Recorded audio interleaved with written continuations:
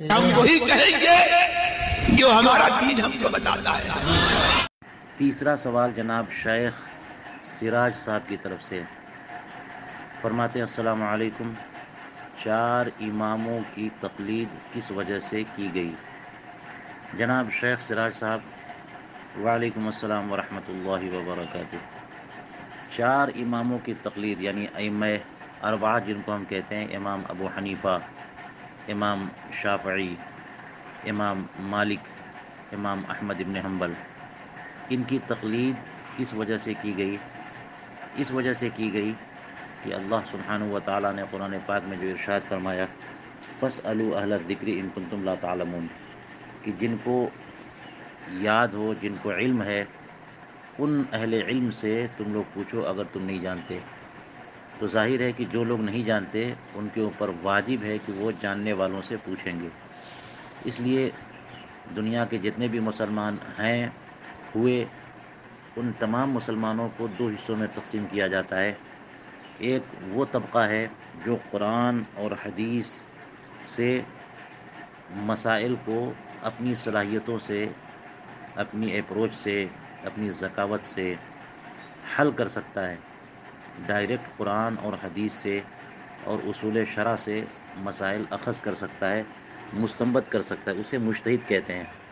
दूसरा ग्रुप वो है जो जिसके अंदर ये सलाहियत नहीं है कि वो कुरान करीम से या अहादीस तय्यबा से ज़रूरत के मसाइल अखज़ कर सके, उनको मुक़ल्लिद कहते हैं। तो मुज्तहिद इनके ऊपर हराम है कि वो किसी की तक़लीद करें। इसकी भी दीगर तफसीलात हैं, इनके तबक़ात होते हैं कि कुछ मुज्तहिदीन दीगर मुज्तहिदीन की तक़लीद करते भी हैं, लेकिन जो मुक़ल्लिद हैं उनके ऊपर इज्तिहाद हराम है, यानी डायरेक्ट कुरान और हदीस से मसाइल अखज़ करना, जबकि उनके पास सलाहियत भी नहीं है। तो वो कुरान और हदीस से अगर मसाइल अखज़ करेंगे तो ख़ता करेंगे, गलती करेंगे, इसलिए उनके लिए ये जायज़ नहीं है, बल्कि उनके ऊपर वाजिब है कि मुज्तहिदीन की इत्तिबा करें, उनकी तक़लीद करें। इसका हुक्म कुरान करीम में यूँ भी है, अहले ईमान को हुक्म दिया गया कि ऐ लोगो, ऐ ईमान वालो, अतिउल्लाह व अतिउर रसूल व उलिल अम्र मिनकुम, अल्लाह की इताअत करो और रसूल करीम अलैहिस्सलातु वस्सलाम की इताअत करो और उलुल अम्र की इताअत करो। उलुल अम्र से यही उलमा मुराद हैं, इम्मा मुज्तहिदीन। तो इसलिए इम्मा मुज्तहिदीन की इत्तिबा, उनकी तक़लीद लाजिम और ज़रूरी हुई। किन लोगों पर? उन लोगों पर जो कुरान और हदीस से मसाइल अखज़ न कर सकें।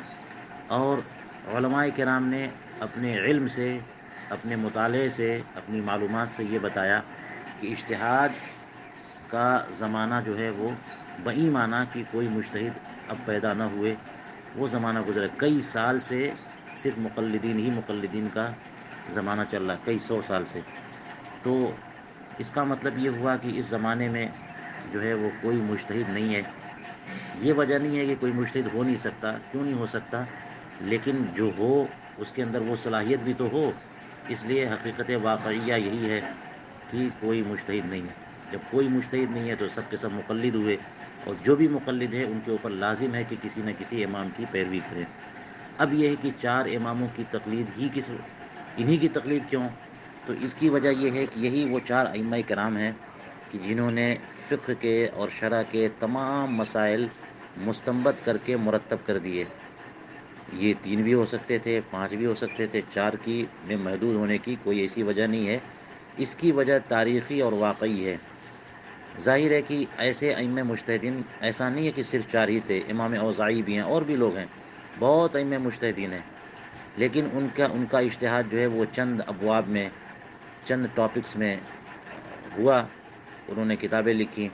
लेकिन आपको पता है कि बंदा जब पैदा होता है वहाँ से लेकर मरने तक जितनी भी मसाइल से सामना पड़ता है, चाहे वो इबादात हों, चाहे मुआमलात हों, चाहे मुखासमात हों, कोर्ट और अदालत के मामलात हों, क़ज़ा के मामलात हों, और जुर्म और कफ़ारे और सज़ाओं के मामलात हों, ख़रीद व फ़रोख्त और इजारा और इआरा, ये सारे मामलात, मतलब एक लंबी फ़हरिस्त है टॉपिक्स की।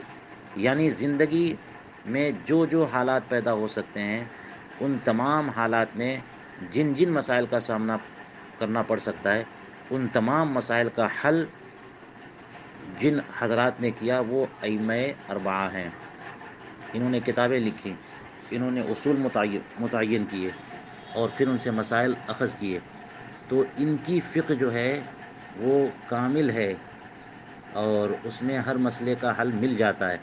اس لیے انہی چاروں تک کی تقلید محدود ہوئی. اسی لیے علماء کرام نے فرمایا کہ اس زمانے میں 4 ائمہ کرام پر اجماع ہو گیا کہ یہی برحق ہیں، لہٰذا اس کے بعد اب کوئی اور ایک 5واں مذہب آ جائے تو یہ جو ہے نا برحق نہیں ہو سکتا.